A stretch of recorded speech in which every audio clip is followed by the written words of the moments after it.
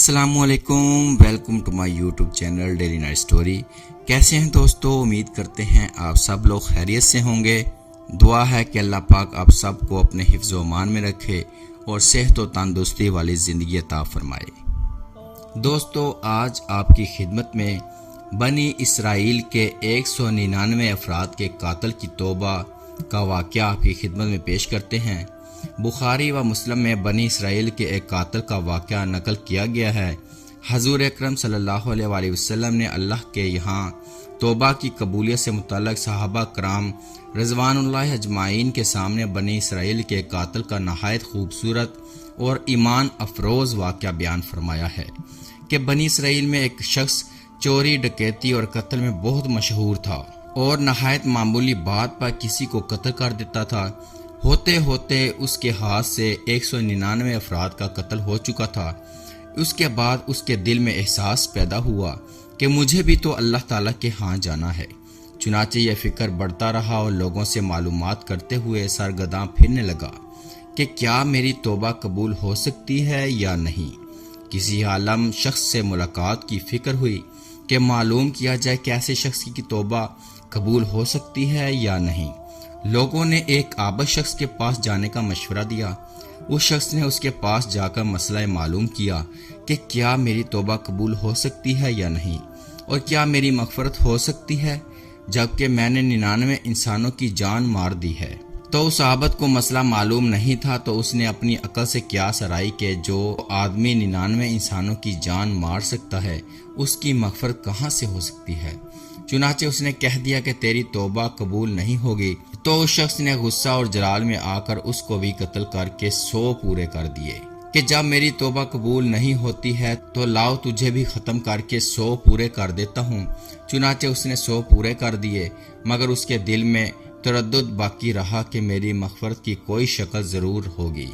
اس لیے اس نے لوگوں سے پھر معلومات کا سلسلہ جاری کر دیا کہ روئے زمین میں سب سے بڑا عالم کون ہے، اس سے جا کر معلوم کروں، وہی صحیح مسئلہ بتا سکتا ہے۔ آخر لوگوں نے اس کو بتلایا کہ فلاں جگہ ایک عالم رہتا ہے، اس سے جا کر معلوم کرو۔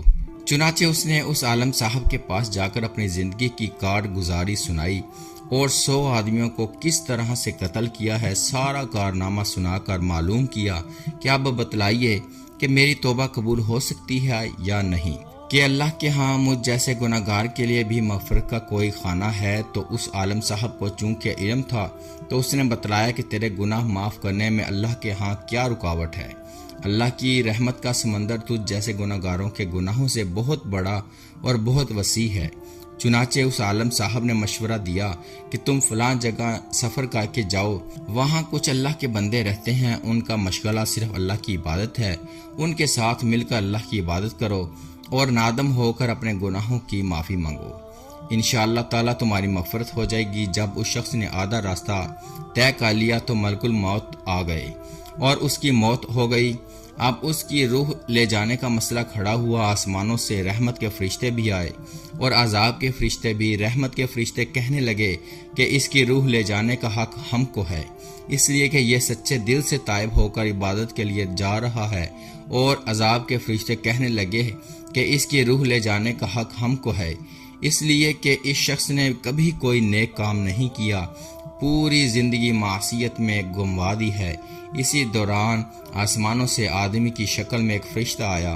بعد روایت سے معلوم ہوتا ہے کہ یہ آنے والا فرشتہ حضرت جبرائیل امین علیہ السلام تھے۔ چنانچہ اس فرشتہ نے تشریف لا کر ان دونوں طرح کے فرشتوں کے درمیان یہ فیصلہ کیا کہ دونوں طرف کی مسافت ناپ کر کے دیکھ لو کہ جہاں سے آ رہا ہے وہاں کی مسافت قریب ہے یا جہاں جا رہا ہے وہاں کی مسافت، لہٰذا جہاں کی مسافت قریب ہو اس شخص کو وہاں والوں میں شمار کر دیا جائے۔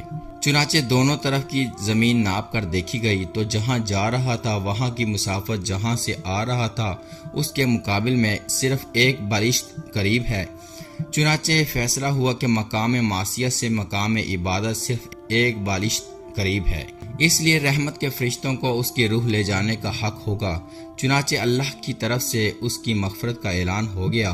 ایک روایت میں آتا ہے کہ قتادہ رضی اللہ تعالی عنہ فرماتے ہیں، حسن نے فرمایا کہ ہم سے یہ ذکر کیا گیا ہے کہ اس شخص کے پاس جب ملک الموت آیا تو وہ شخص سینے کے بل اس سرزمین کی طرف گھسیٹتا گیا۔ حدیث قدسی میں آتا ہے کہ میں اپنے بندے کے ساتھ اس گمان کے مطابق ہوتا ہوں اور وہ مجھے جہاں بھی یاد کرے میں اس کے ساتھ ہوں۔